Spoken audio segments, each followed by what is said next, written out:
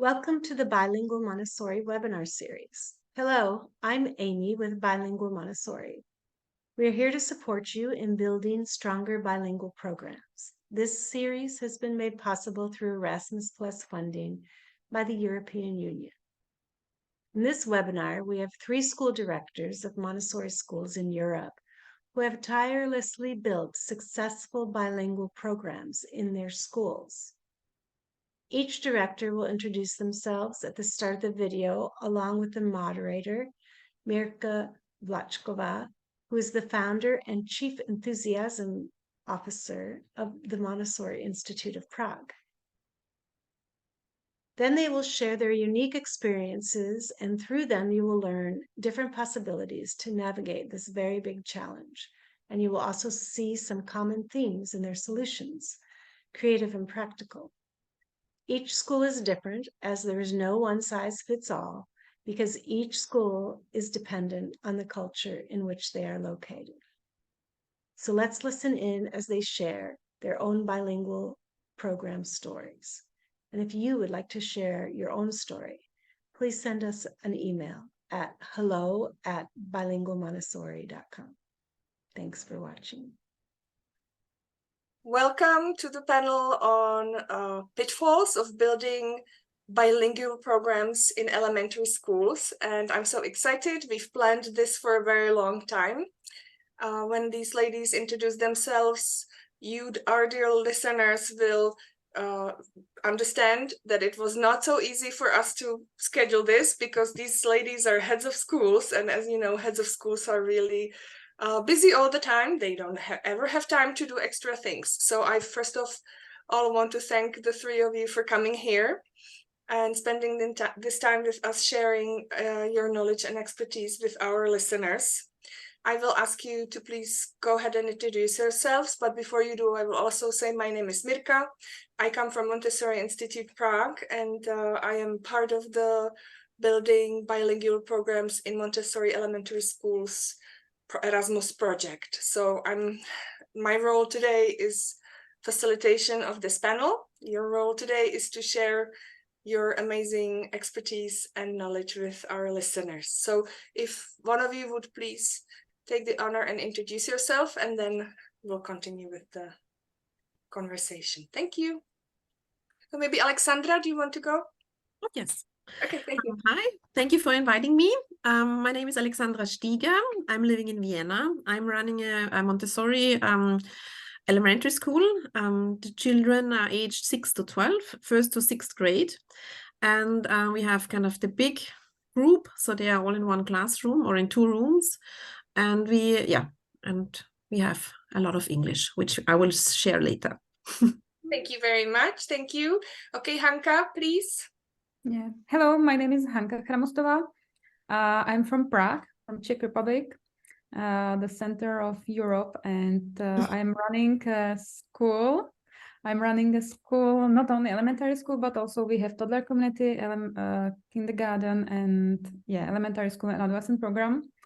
And we built the bilingual system in each departments of our school, and I will say more later also about our history and where we are now. Thank you. It'll be fun to hear about your journey. And Lucy, would you please also introduce yourself? Thank you. Hello, lovely to see you all, and thanks for inviting me too. I'm Lucy Welsted. I'm the founder and director of Montessori Córdoba International School. Our project is 10 years old now, and we have from infant community, children's house, and elementary programs. I'm originally from Britain, but I moved to Spain around 20 years ago, and now I'm settled here with my family. I'm also a partner on the bilingual Montessori project. Thank you. Thank you. I'm very happy that you're here, and I have to confess to you that when the team of the bilingual project was considering who are the people to invite, we really wanted to invite some experienced, seasoned heads of schools, and the 3 of you came up immediately because you have lots of experience and there's this sharing of the experience that people have from the field is one of the core activities of the project. So we are really thankful that you're here with us today, and that we will have about an hour together just talking about things. So the topic that we are supposed to discuss is pitfalls of building bilingual programs in elementary schools. Okay, we chose the word pitfalls on purpose, and we'll start with that right away, because I think it really is of a lot of interest for people to find out what are the things that they can avoid from the people who have walked the path before. And not everybody has to go through the same struggles that we have gone, if we are able to share those. So the first question to start us off is, what is the single biggest pitfall of building a bilingual program in your school that you can think of? And I would like to ask Lucy if she could start. Thank you. The single pitfall that you can think of. Something that comes to mind immediately. I think the moment when you realize that you can't have it all, and that it's not going to be exactly as you imagined it in your vision, and all the little things that you need to tweak and change along the way. Yeah, that's interesting. So can you tell us a little bit more? Can you kind of like put yourselves back 10 years ago, or when was it that you actually started thinking about building a bilingual program? And tell us a little bit about, like, where were you and how was it, and what was your plan, and what were your hopes? Yeah. I think in our case, our school was founded as a bilingual school because, I'm an English speaker, and I was also interested in bilingual education alongside Montessori education. So we're not a project that changed into a bilingual program. We were set up as a bilingual program. And I think that was definitely an advantage when I speak to other schools who change along the way. I think that's more difficult even. But for me, I think the great learning curve was finding the right staff, people coming from different countries, people settling in somewhere different, in another country, in another culture, and the difficulties they might have doing that. So building a strong, solid, long-term team took a lot of hard work and thinking. And then also the difficulty applying Montessori principles in a bilingual environment, or an English immersion environment, which in our case, our 0 to 6-year-olds are in an English immersion environment. And that's been an ongoing struggle. I think we've tried different models along the way, having a Spanish-speaking person in the classroom and an English-speaking person in the classroom. In our elementary program, I think we tried every model that you can think of before we settled on the model we have now, which I'll explain later on maybe. And then also the realization that your language objectives, if you want to reach the language objectives, in our case, that we set, which was that children would be fluent academically in Spanish and English at the end of the elementary program, that involved an awful lot of time. There's a lot of time needed to work on 2 languages.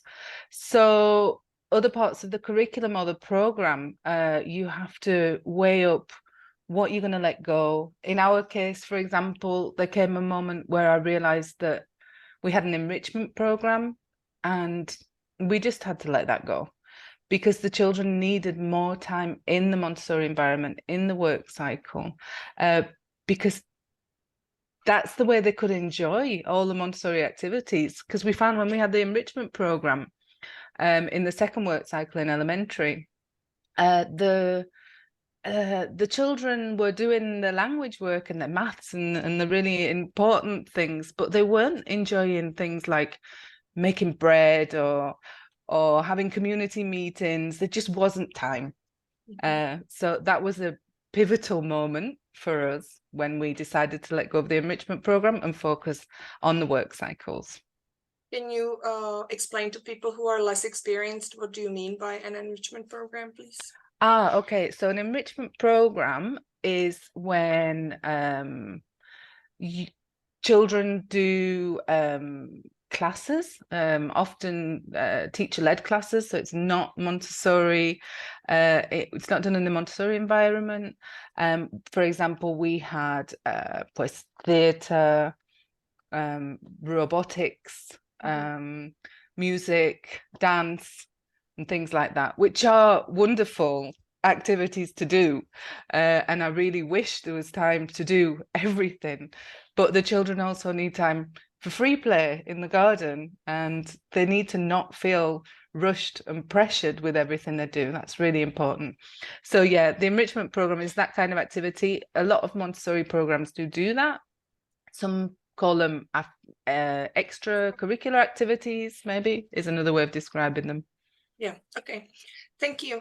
And one more question, Lucy. So when you were 10 years back, when you were just about to open your program and you decided you want your school to be bilingual, where did you go for inspiration? How did you know what a bilingual school should be, what it should be like? Well, I had worked previously in bilingual schools that weren't Montessori schools. So there I had been observing and evaluating, and through my own work in the classroom, I had seen the things that I thought weren't healthy for children and what was right for children. So let's say that part of my mission was to create a Montessori school that had a bilingual program or an immersion language program that respected the children's own culture and language. Okay, thank you. And when you say it takes time, a long time, a lot of time, what is that in numbers so that people have an idea? To get the staff team, or to, well, I'd say probably we've been quite stable in that sense in our model and practice and our team for around maybe 3 years. So that's sort of 6 or 7 years work. Thank you. Okay, so back to the original question, what is the single biggest pitfall in this work that you can think of? I don't know if Hanka or Alexandra, you want to also share? Hanka, okay? Yeah. Thank you. So I have to continue with the pitfalls or with my history of our school. Well, if you feel they are connected, just go ahead and speak about both. But the first question that we wanted to answer is, what is the single biggest pitfall that comes to your mind when you think of building bilingual programs?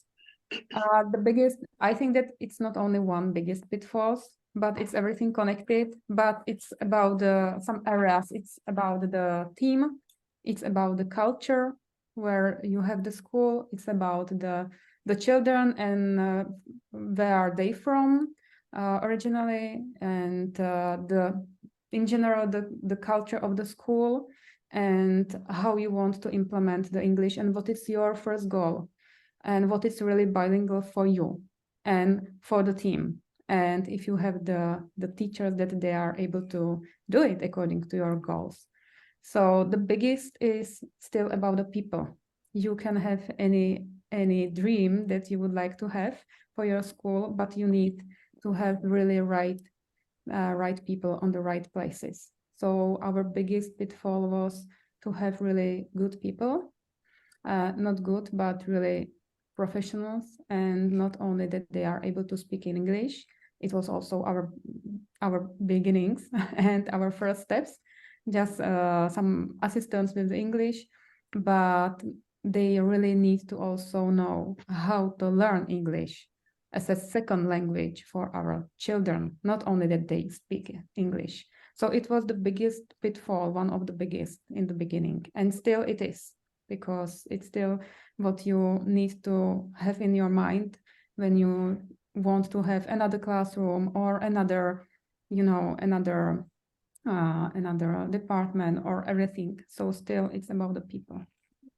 So it's like on one hand, we have this idea of what it should be like and what it could be like and what we want, but then reality is different because we don't have the people. It's really hard to do because it's visions are beautiful, but then the second thing, what is possible, right? Yeah, and also the biggest challenge was also that you can have some idea, some dream, but the reality is totally different, and you can find the right people, but then you need to think about your dream and your goals, if it's really the right goals for the current situation with these very good people.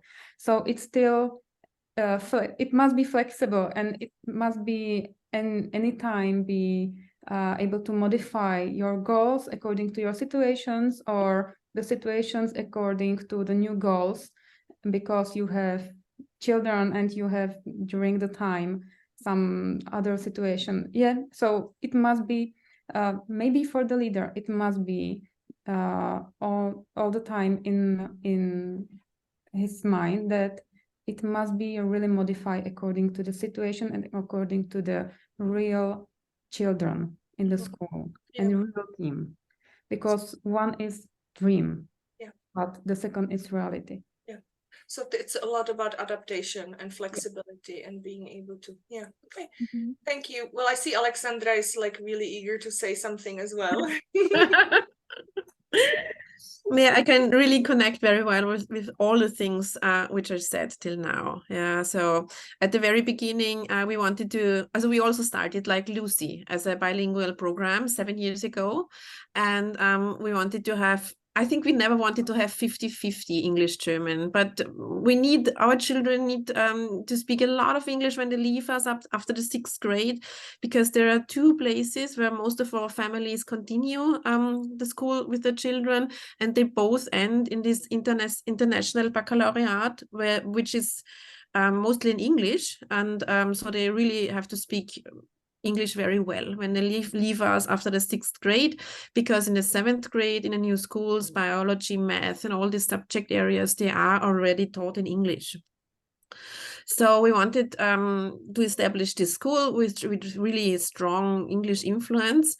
And so for me, it was I think the biggest pitfall was this hiring of qualified staff. Like Lucy started at the beginning, because I had this ideal world that you have a teacher, and the teacher is both trained in Montessori and is able to act as a native speaker. But in reality, it was extremely hard to find this combination. And then I actually really found it at the very beginning. And it wasn't that easy, because it is this cultural aspect. This teacher, as I think Hanka said, it comes from a different culture, has another background. So there is this additional challenge to integrate this new member into the staff, into the community. So the newcomer needs to be adaptable, and also the existing staff. Yeah, they need a high level of empathy and support, so that this new member can feel well in the new community. And I think it's a very sensitive environment. And so for me, it was hardly, it was little room that we can additionally insist in a Montessori qualification. So we need really a person who fits into the team, who fits into our community. And I've never met somebody who is additionally Montessori qualified, who has all these characteristics. So I think we went then to hire not Montessori qualified teacher, so that they are native speakers. And what I always ask them is that they are willing to learn, that they continue the learning, that they engage with Montessori education. And when they are open to learning about this pedagogy, and when they actually implement it then in the classroom, then I think these members are equally valuable in the staff as a formally trained person. So I think there's a very good experience we did with them. So I think over these 7 years, we had now this, with the staff hiring, we had the conclusion that it's not about finding the perfect guide. It's about that we create an environment where everybody involved can thrive, and we can learn from each other, and then we can grow together. And I think that's the nice vibe we have in our team now. It's really interesting, and I think it's worth stressing this for people who are listening to us, that what I'm hearing you all are saying is that when you're building a bilingual program, it's not just like thinking about the pedagogy and what you do with the children, but one of the most important aspects is realizing that you're building a multi-language, multicultural team, and that in the first place, the adults have to get together, they have to understand each other, and you're bringing together people from different cultures, from different countries, somebody maybe who doesn't speak the language of where you are, and all of those things are so important for the success of the program. So it's not just the pedagogy, Montessori, and the language, but this as well, very important. From how you're nodding, I can see that that's probably one of the hardest thing to do. But I wouldn't say it's not Montessori pedagogy. You know, that is, I think our very basic layer is this peace education from Montessori. Yeah. And I think when all what you've now summarized, we build a team, a multicultural team, that's all Montessori.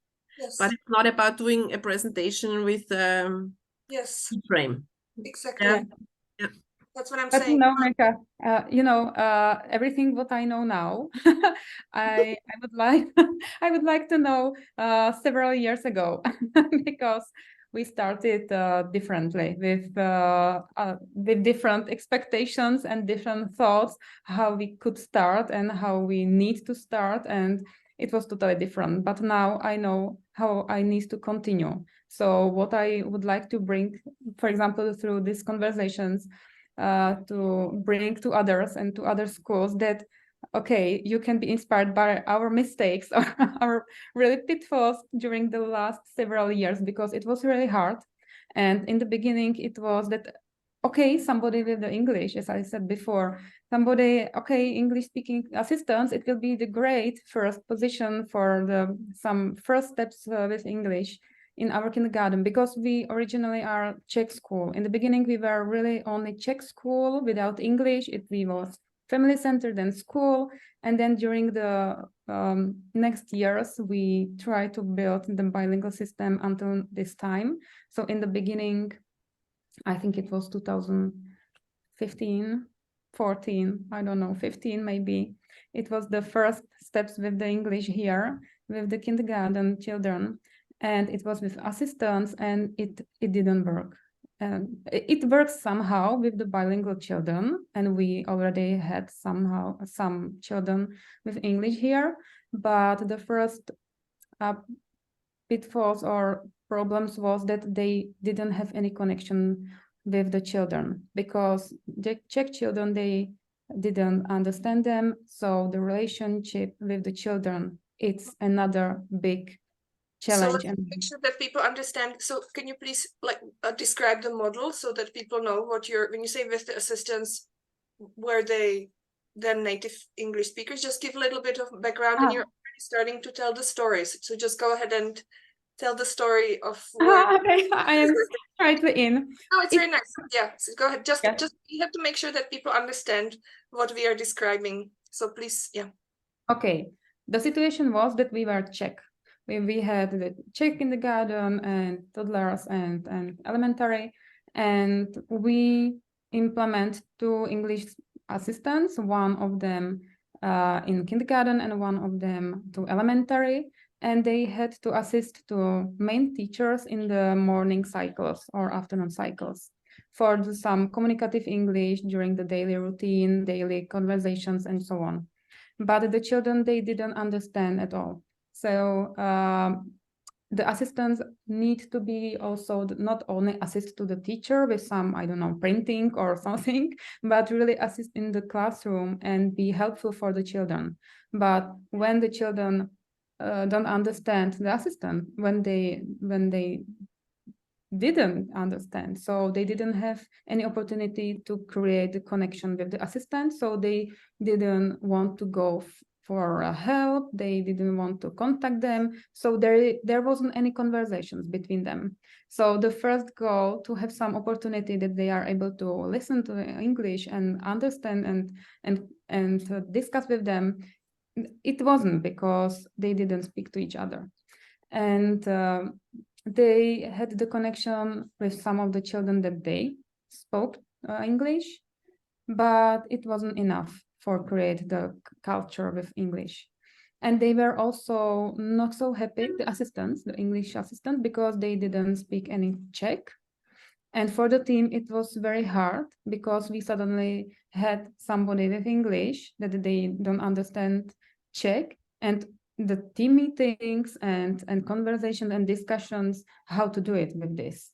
So it was hard for any side, for everybody. Yeah, it was the beginning. And then we know that it's not only about the discussions and conversations during the day, but they need to have some Montessori background. So they had some assistant course or something like this, but still it wasn't through the materials. They didn't know how to work with the children, and yeah, they can assist in the kindergarten during the lunch or something like this. But the first is in Montessori, that they can connect to each other through the material, but they weren't able to do it. So then we continue with the searching for somebody else because they weren't happy, and we knew that it couldn't work so well. So we found somebody else. We found from our training also Montessori MI trained teacher for kindergarten, 3 to 6 trained with English, not native speaker, but from I think she was from Ukraine. The first was from Ukraine.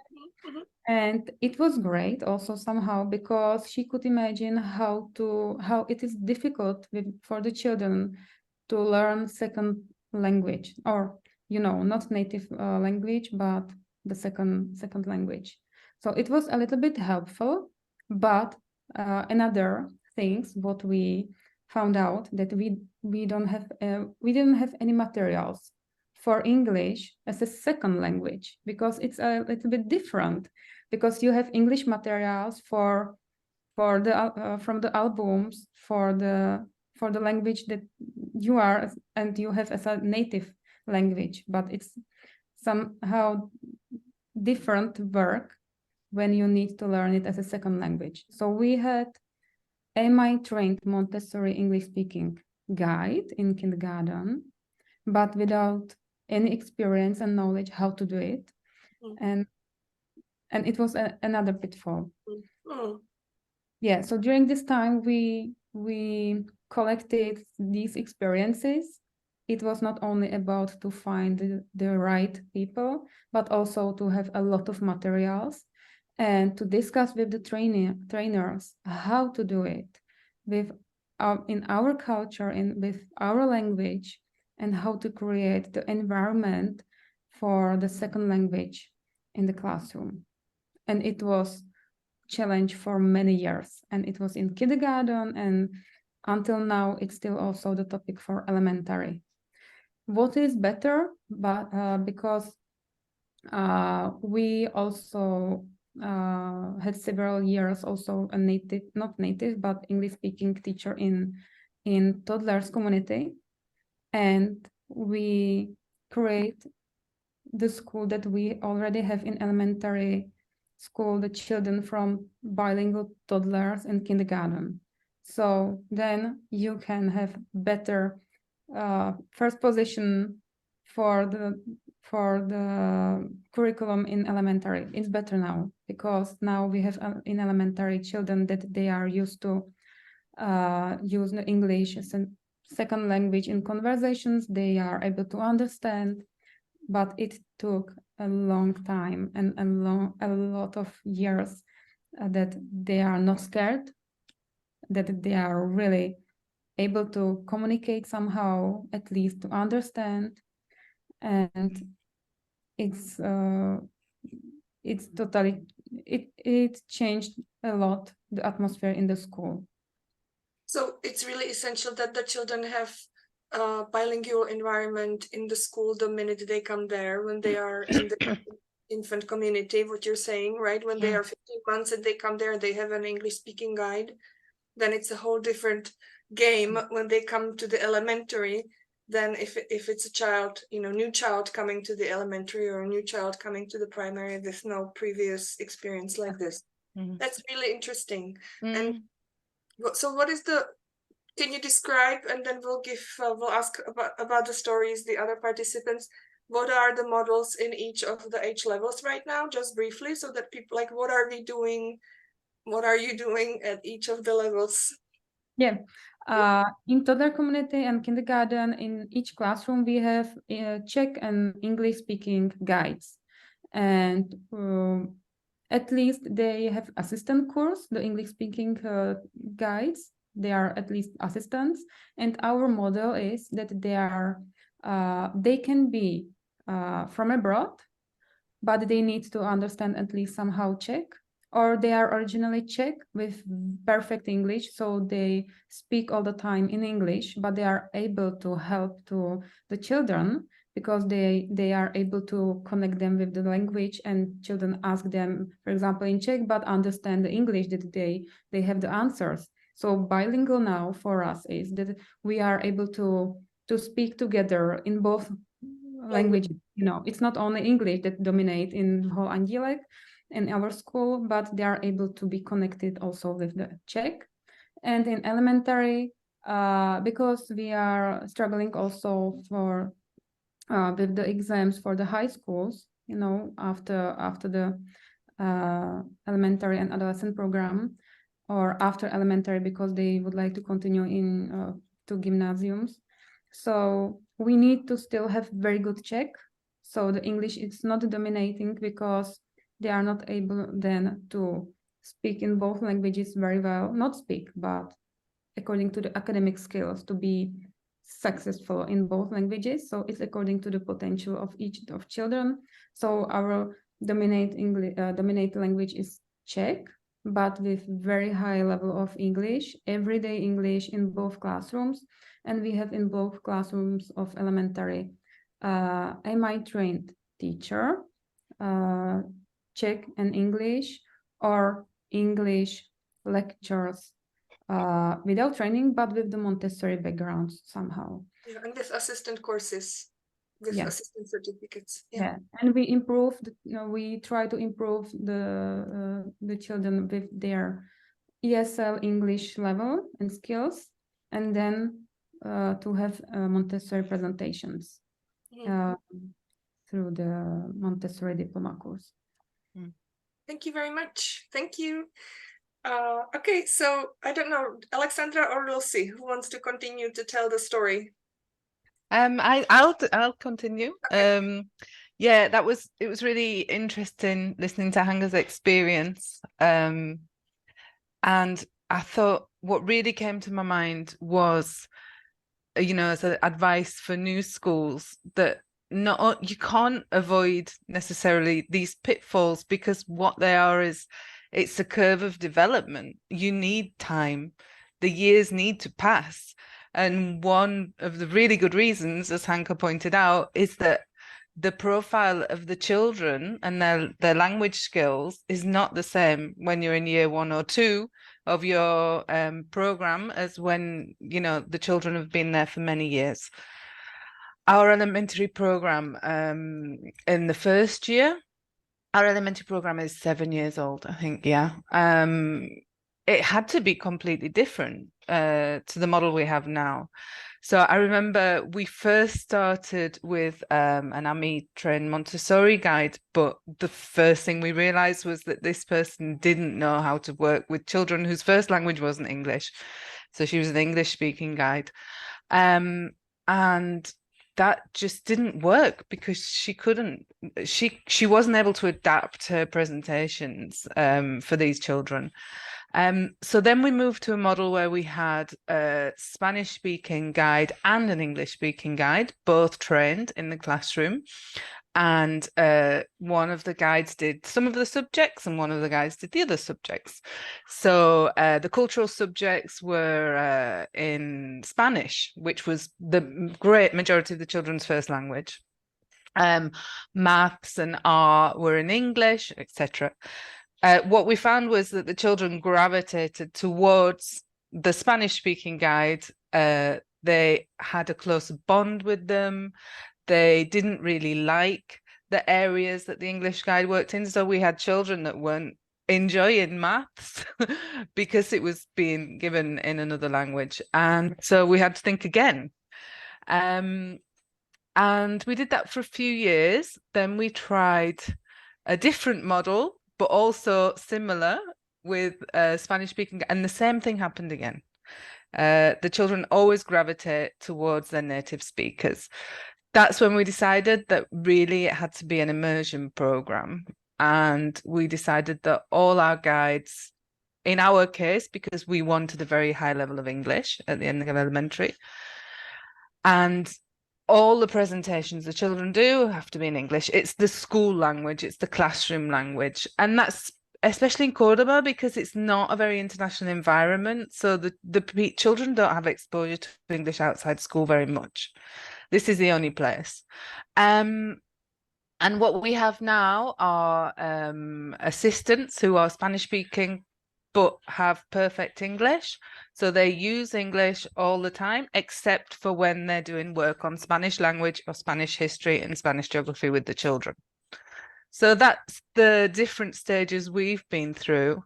But yeah, definitely, I think for new schools, they need, if you can imagine how many years that takes, and also bear in mind that the objectives for your program can't be the same the first year as they will be in the 5th year or in the 10th year. Because of what Hanga said, the children are completely different. I mean, having immersion English in the infant community in Children's House, for me, is really, really beneficial for elementary, which is exactly what you said. It's totally different now. Our elementary communities function really well because the great majority of children come from our bilingual programs in the infant stage. And we still do accept children who come in later without those language skills. But what we do is if a children comes in age 5 or more, we create an individual language plan for that child. So they have a different trajectory in their language presentations and language work than the children that started with us when they were young. So yeah, and definitely finding staff. In the end, we decided that the best thing we could do was to find people that lived locally that were English speakers. They don't have to be native. You know, one of our Children's House guides is Brazilian but speaks perfect English. And people, because we often get CVs from people who are maybe English language teachers around Cordoba, but they're teachers that feel a bit like work in academies or things like that isn't satisfying them. They want to do something with children and work with them in a more holistic way. They're looking for, and these are great candidates to be trained as Montessori guides. So what we've done a few times now is we bring people like that with this profile from the local community. So they're already settled. They've got roots in Cordoba. We employ them maybe as an assistant or even a part-time assistant for a year. So we get to know them, find out if they really have the profile that we're looking for. And they also get to know what Montessori really is, to see if it's really what they're going to be passionate about. And at that stage, then we'll consider funding their training to be guides. And then we just want to hang on to them. So just a lot of work making sure that everybody's really happy. That's a story for another. Yeah.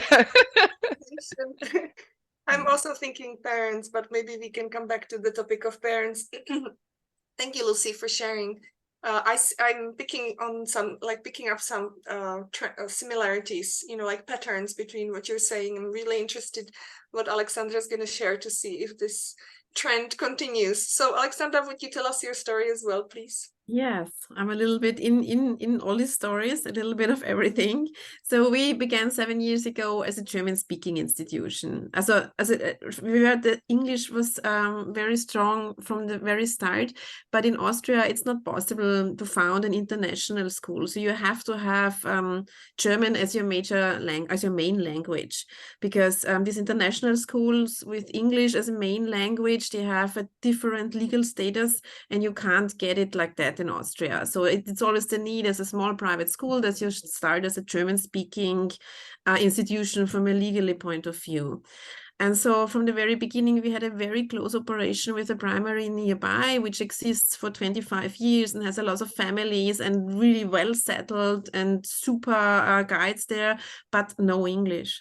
And that's till now. So that's our different, we have a different start compared to Hanka and to Lucy, because our children come in the first grade and they speak hardly any English. So we always start from the scratch, which is as it is. And we had at the beginning of our school, there was this very easy looking vision. So I will have a German speaking guide in the school, which was at the very beginning myself, and then I'll have a Montessori trained English native speaker, and we both do these presentations. We work with the students. I'm working in German and the other one in English. And we quickly found that this meets challenges from our young students, because as Lucy and Hanka said, they didn't have the necessary level of English. So they couldn't follow the lessons. And so it was clear, they didn't do the follow-up work, they didn't choose the work. Yeah, so we tried it differently. We had then the model that I presented things in German and the other guide followed a few days later in English. And again, we met challenges because the children are really not interested to hear the angles today in German and the next day in English. They are simply not interested in it, and they don't do any follow-up work. And then at some point, they didn't even show up to an English lesson. And so we wanted, of course, to stick to the Montessori principles, like the free choice of work. So we had to rethink our approach. So we moved back, and we went back to start with conversations with the children, did all the work orally at the beginning. We really moved back, started to teach English as a language. And it was just me doing the Montessori presentations in all the subject areas. And that worked really well. Yeah, because maybe I should add, at the very beginning of my school, I had also a lot of discussions with the parents, because there was always a family, there was not enough German or there was not enough English. It was really hard. It was really hard to find a path in the middle with which every family was satisfied. It was really hard. And when we started with this, that we teach English as a language, children had a lot of fun with English. They queued up at the table of the English teacher because they were so eager to speak this foreign language, to speak to this person from the other culture. And that was then easier, because that wasn't the work for a Montessori trained person, because there were not really presentations to make. So we had a local person married to an American lady. She's still with us, and she's married to a man in our neighborhood. So she's very well settled here, and it's a lot of fun for the children to have these English conversations and games and everything with her. And now they really choose English. And then we I think very soon we got even the feedback from the parents that the children try to speak English at home because it was really fun for them. Yeah, and over the years, I think we maintained this approach. Yeah, we are still focusing on learning English primary as a language. And then we have now language materials. As Hanka said, we have all these materials in English, but they are when you are a native speaker in English. So we needed this additional material. And I think now we are on a level that especially our upper elementary students, they have a very good level in English, and they come to this level based on a free choice of work. which is for me always this nice thing. We have the whole kitchen. It's all in English when they do the cooking. The artist, this teachers only speaks English. So there's a lot of English around. And there are some people who the children can just address in English, which works very well. And I think now we could expand our horizons again. So as Lucy said, it's always a way you go. I think our older students, they have now a level of proficiency that we could go into bigger projects, into teaching subject areas in English. I think we are again on one of these crossroads where we could move deeper into the subject areas. But on the other hand, again, with next month, a new English teacher will start with us, and she's again not Montessori trained, and she has again already announced that she will bring a lot of materials with her because she's so experienced in teaching English. So there is always this wave of this, my own teaching approach is the best one, and I will be happy to bring it into a new environment. And then we are again in this staff and team building thing that we have already materials at school. We have a teacher who works at school. So we will have to fit them all together, which will again take some time. Yeah, and I think it's a permanent ongoing process. Oh, yeah. and like Lucy, we are not that happy. As I would say, half of my English speaking staff is very stable, and the other one not. Yeah. And that's so. Yeah, no, it was really, last year a sixth grader came to me, and he was our student from the very beginning. So he was all the 6 years here, and he came to me and said, Alexandra, do you know what? In the years here, I had 8 English teacher, 8. Yeah, and I thought, wow. And then I counted, and yes, he was right. Yeah. Yeah. And You have to work with what you have, right? I mean, it's like we're not miracle workers, and it's not like, we can just like this make it happen, right? And especially in your situation, when what you describe, when you have children who come to you with no English at all, I don't think that it's possible to just like throw them in the water of being with an English speaking guide and think it's going to work miracles. They will do exactly what you have described. They will go and talk to somebody whom they understand. And it's normal, they choose the path of the least resistance. They do what they want to do, and this is what Montessori is about, right? That they have to understand also. That's one of the things I was thinking about, and you each mentioned it at some moment about the language context of the school. So if they, like Lucy said, outside of the school, there's no need for English. So how do we help the children understand that it's important to learn English if they leave the school and they don't have to use it, right? So that's maybe we could venture slowly into the topic of working with parents. And excuse me. And when I heard you, all 3 of you, what was running through my head was like, oh my goodness, how do you explain? How could you even sorry, tell the parents what is our desired outcome when every child is different, every family is different? It continues to evolve. So how do you deal with parents? How do you tell them what is your language model? And then how do you answer their questions when their child doesn't speak the English they want that child to speak? What do you do with parents? What is your experience? I mean, this must be really hard. I mean, I've done parent sessions where I talk about language acquisition and language development. I've done that a few times more at the start than now, because most of our parents have been with us for a long time and know how things work. Managing parent expectations is difficult, especially because there can be, like I think it was Alexandra said, some parents want one thing and other parents want a different thing.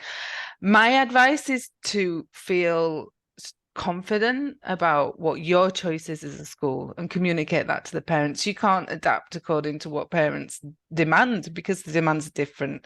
Obviously, if there's a common worry, then, but also I think if parents understand that as a school or as a leadership team, you're constantly reviewing your practice, observing what happens, constantly trying to make things better, if you can establish that relationship of trust, then it's very helpful. So I think be kind of honest, and but some parents do find change difficult, because I've had a few cases of parents who are like, well, if you're changing it, was it wrong before? Were you wrong before? And I'm like, I've learned. Yeah, we're definitely learning all the time and changing. Yeah. Was I wrong before? I thought I was right at the time. But I think it's complicated dealing with the parents community. But what you said about the confidence, I think that's so important. To know that you're doing the best. This is what we are experimenting with right now. There is no ideal model out there that a school can follow. This is all at the very beginnings everywhere in the world, and you either like it or don't. So you have a choice too. So yeah. Hani, also, I'm sure you want to say something. It was harder for us during the times, because we started as a Czech school, and our families are with us, for example, 10 years. So during their staying here, so they had a little bit different conditions every year, for them. And as Lucy said, okay, there was something wrong before that you changed it, but because it was more and more English here, so they were happy. And the people, the parents now, who start now, so they expect the English already in all the departments. So during the time, it was a little bit challenging how to explain them how it must be step by step built, and why, and with who. And a lot of also English-speaking guides was here, as Alexandra said. So the changes, they were sensitive the most for the changes every year, but the whole school is dynamic, and we all must be flexible. It's not only about the English. So every year when you run the school, you must be flexible, and you must adapt everything according to the current situation. So it was not only about the English, but every year we try to be better and better environment and team for our children. But I think that the biggest challenge was when, I think it was 2 years ago, when we thought that we are in the situation that, okay, we can say that we are bilingual school.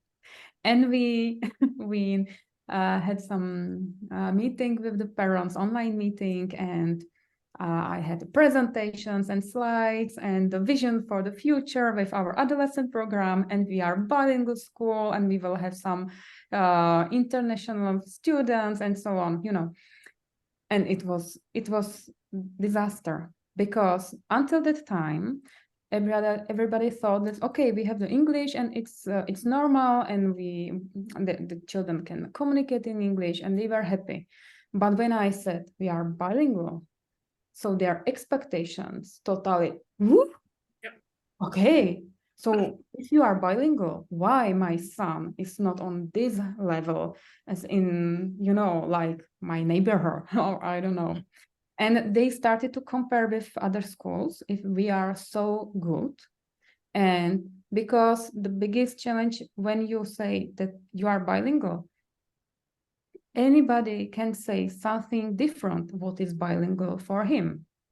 So the parents, they had different expectations, and they started to have big expectations to us. So my words were, we are bilingual, it influenced our atmosphere in the school, because parents started to have bigger expectations to our teachers. And it was really hard, because we thought that it's not only, okay, we are bilingual because we had in each classroom English and Czech speaking teachers with assistant course or with diploma and so on, but it destroyed the atmosphere, and we started not from zero, but we had to explain them more and more what really bilingual is for us. But it creates the situation also in the school that we really stopped.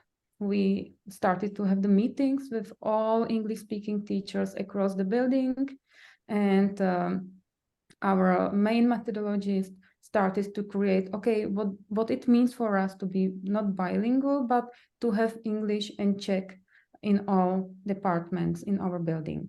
And we started to create more structured what it means and what's the goals for each department, for the toddlers, for kindergarten, for elementary, and for adolescents. And because also in the same time we started to run the adolescent program, and their expectations were also bigger, not only the expectations for elementary child, but the adolescents and how we can prepare them for the high schools. And we try to really think all the time of what it means for us to be bilingual school, but according to the Montessori work, not to be only a school with very high level of English, but still to have Montessori pillars and Montessori principles in all segments and in each classroom. So we started to think of the English through the Montessori, and it was also before, it was during the whole our history with English, but strictly what it means, that how we want to also explain to parents what it means for us. So our explanations for parents is not everybody, not every child can touch the academic skills in second language. Not everybody, not in elementary, maybe on high schools, in university. According to Montessori, we need to support them and support their potential. So we need to have the level of English that it will be for everybody, some standard that it's higher than on public school or somewhere, but still it's standard that every child will be successful in this. And then according to the potential of each of them, to have higher and higher level of academic skills in English. So the standard is communicative English, that they will be able to use the language, they will be able to communicate, and also the parents were suddenly more satisfied because they know what it means for us, and also the communicative English. So it is so higher than normal English in some other schools that it's great, but it doesn't mean it must be academic skills, because they are not able to do it, all of them. Okay, thank you. You said so many important things.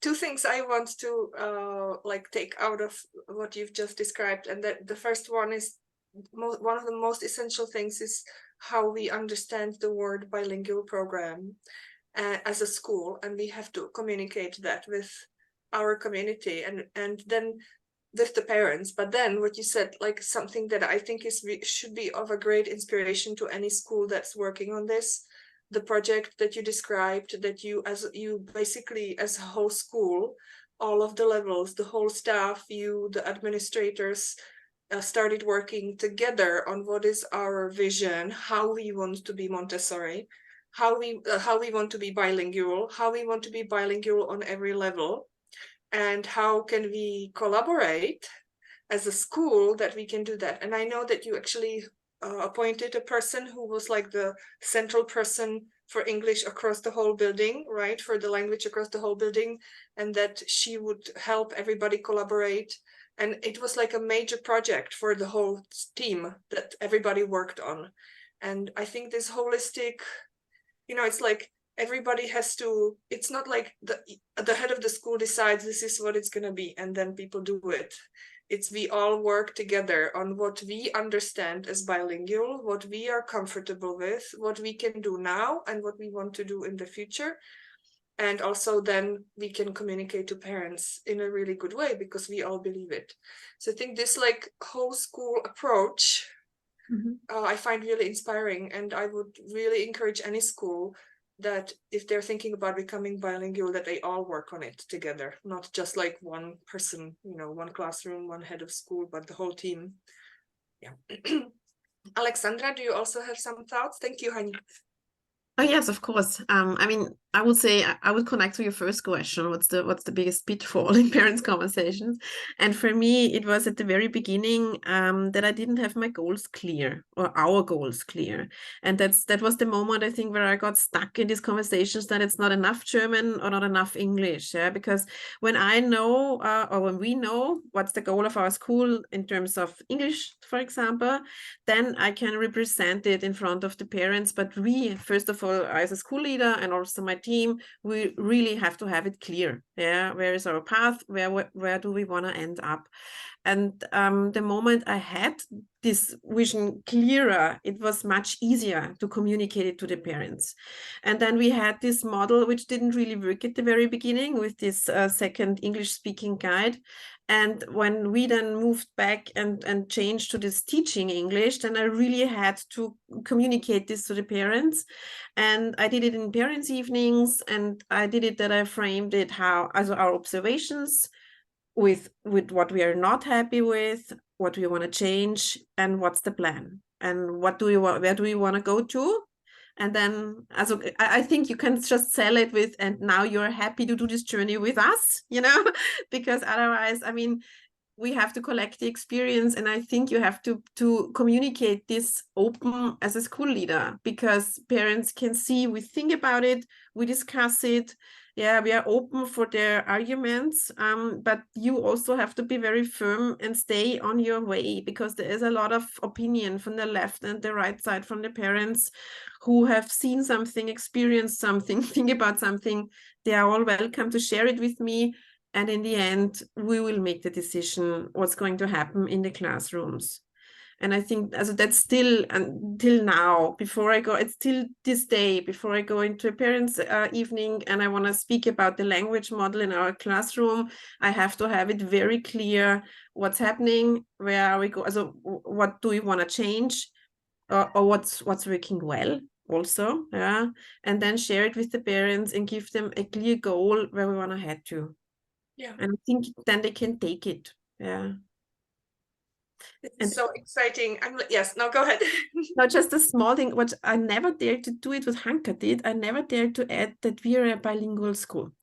That's on one hand connected in Austria to these legal issues, because a bilingual school could already get tricky in terms of German as a main language. But on the other hand, I'm also a little bit scared about the parents. Yeah. So for me, we have very much English, and and so kind of that one, yeah. And the parents, they perceive it that they can experience at home how the English grows in their children. Yeah, how much fun it is for them to practice English at home at the dinner table, just like that, because it's fun. And that gives us a lot of positive feedback, but I've never dared to name it a bilingual program, I must honestly say. Yeah. Alexandra, you are totally right. If I could return the time, it was only in one presentation, one online meeting, and it wasn't on websites or somewhere officially in ministry or somewhere. Only one meeting, but I think that it was good because it created the atmosphere and the situation that we really went back and started from the team and discuss, as Mirka mentioned. It's really funny. I woke up today in the morning with the song by Cher, "If I Could Turn Back Time." Like in my head. No, you can't, and because you couldn't have the same experience if you could turn back time. Yeah. So I am very glad for all expectations and experiences that we need to be. Yeah. Okay, well, we've gone way over time, ladies. So let's start wrapping up. And I'll have one last question. And as always, at the end of conversations like these, the question is always the same. If you could give one advice to somebody walking in the path after you, what would it be?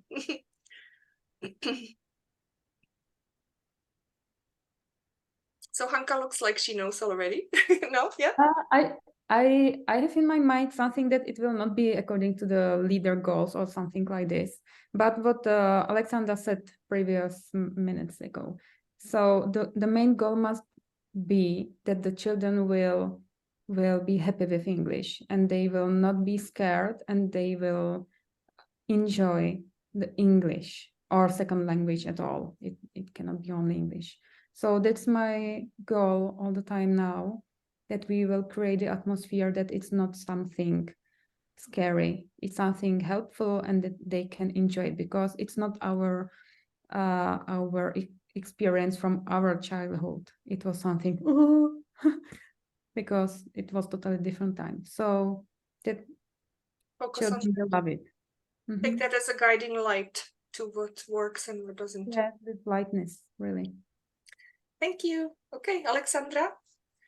Yeah, also my advice would be that you should be open and that you trust in people with the different cultural backgrounds, and that they will go together, and then do it. Yeah. Take a step at a time, yeah? And Lucy? Yeah, I think, well, the first thing that came to mind was to be brave to do it. And then also just to learn everything that you can. If you understand what you're doing, if you read about how children learn a second language, if you understand the processes and you really understand Montessori, which I think most people who will do our jobs do, but some people don't, and give it a lot of thought, then you can feel confident about the decisions you make. And as long as you always make decisions with the child's best interests at heart, then you can't go far wrong. Yes. Thank you so much. I just want to reflect on how thankful I am that Erasmus Plus program allows us to do these things, to give these conversations, and to invite people like you to share. So thank you, Erasmus Plus, very much. Seriously, I mean, there's such a need for people out there to learn about how to build bilingual programs. It is one of the most essential things, taken into account what is happening out there in the world. Wars are raging. People, are in really difficult situations. And for us as a humanity to be able to talk to each other, communicate with each other, live with each other, respect each other in our cultures and backgrounds is, I think, the single most important thing. So Erasmus Plus, again, thank you one more time. And ladies, thank you so much. You are such a well of inspiration. This was so exciting for me. We could keep talking for another hour, right? Yeah. So maybe many topics we already didn't. Let's choose another topic and do one more or something like this. But for now, thank you so much. Run back to your schools and to your staff and to your work. I know you have a lot going on. You are awesome. Thank you, and have a wonderful day. Thank you. Thank you all. Thank you, Mirka.